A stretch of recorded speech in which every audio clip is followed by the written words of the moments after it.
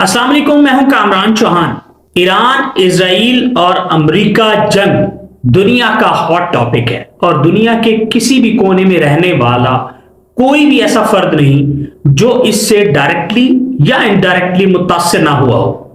मगर सबसे इंपॉर्टेंट बात यह है कि इस जंग का फातिह कौन होगा या कौन है। जंग अब भी जारी है। शायद अमेरिका और इजराइल ये समझ रहे थे कि ये कुछ मिनटों या घंटों तक महदूद जंग होगी, मगर अनफॉर्चुनेटली ईरान ने जहां अपने मुखालिफिन को बरताए हैरत में डाला, वहीं पूरी दुनिया को भी हैरान कर दिया।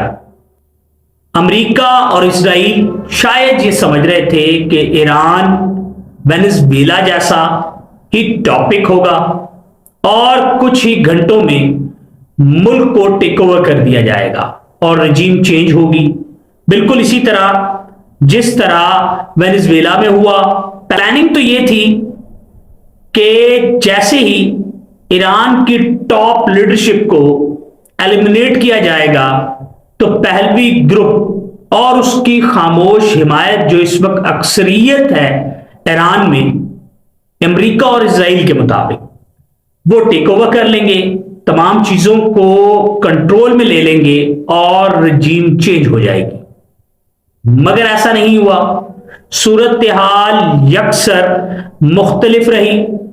ईरान की बदलती सूरत हाल ने पहले अपने मुखालिफिन को हैरान किया, फिर परेशान किया और अब ऐसी सूरत हाल पैदा हो चुकी है कि ये जंग उनके गले पड़ गई है, क्योंकि अमेरिका और इजराइल जो इसको एक T20 मैच समझ रहे थे, वो अब टेस्ट मैच में तब्दील हो गया है।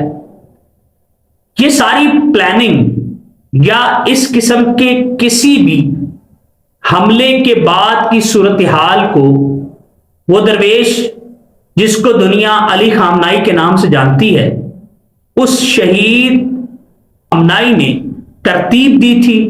उनका विजन था, जिसके बाद उन्होंने एक ऐसा सेकंड लीडरशिप पेयर बनाया था जिसके बायस इस वक्त भी ईरान तन तनहा खड़ा है और दुनिया के ताकतवर मुल्कों को भरपूर जवाब दे रहा है।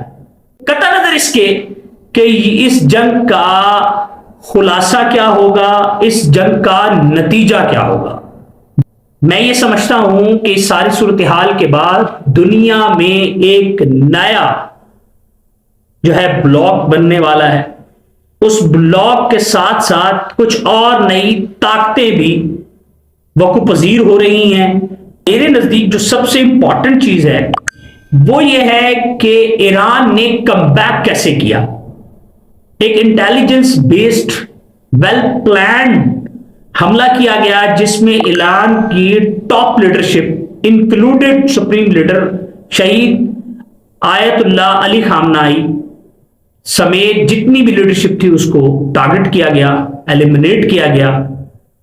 यहां सूरत हाल तो ऐसी है ना कि अगर किसी घर का भी सरबराह वो मर जाता है, इस दुनिया फानी से चला जाता है, तो उसके बाद बच्चे आपस में लड़ जाते हैं। मगर आप देखें कि किस तरह ईरान ने रैपिडली कमबैक किया और इजराइल और अमेरिका को चारों खाने चित अगर नहीं भी किया तो परेशान जरूर कर दिया है। ईरान के उस कमबैक के बाद ट्रंप के मुतजाद और मुख्तलिफ बयानात से ये सारी चीजें वाज़ेह होती हैं।